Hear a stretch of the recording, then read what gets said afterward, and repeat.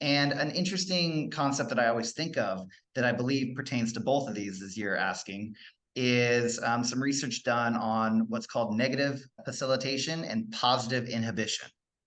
And that concept is really when you get ahead, you let your foot off the gas a little bit. You're feeling good. You may be in a flow state. You may have everything working in the direction you want, but that automatic play leaves some room for somebody to get in and take you down a peg, to interrupt what's going on. If they can be aware and they can adjust their play to make that momentum shift happen.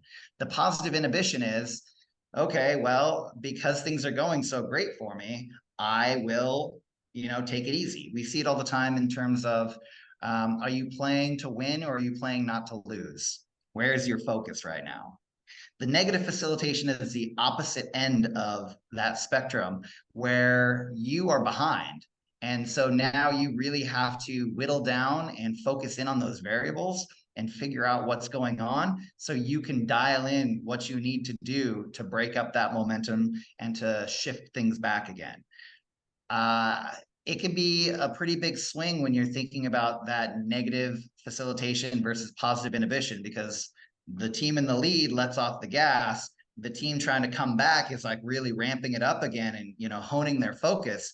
You can all of a sudden switch sides quickly. And man, we didn't expect after halftime that you were going to come out and, blow them out of the water. How did that happen? That was such a big momentum shift.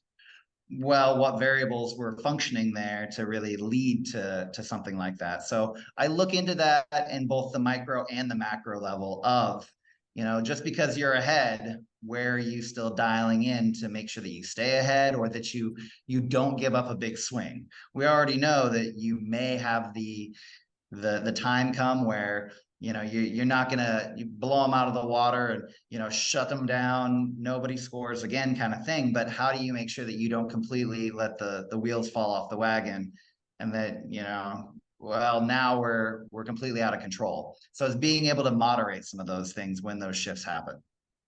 I really love those phrases, negative facilitation. So that's when you're behind and you're going to ramp up your ability to focus and have the energy to come back. And then the other flip side of that is the positive inhibition, when things are going pretty well and you get a bit complacent and comfortable and you maybe get too automatic where you're not giving it your all anymore because of that comfort. That really paints a picture of something that I think has been abstract for me and a lot of listeners, that they're actually putting a phrase to something that's happening that we see a lot in sports. So, and I think that awareness is very important, because now we can ask, how can I be aware of my positive inhibition? And then what can I do to counteract that from me becoming too comfortable? And then on the flip side, maybe you can even go, I don't have the negative facilitation right now because we're not behind, but how can I play like I do? A lot of coaches will talk like that, like play with desperation is a popular term I hear a lot, and that kind of has that negative facilitation feel to it. So we're going to get to a lot of different variables that people can think about and train to have that negative facilitation mindset even when things are going well.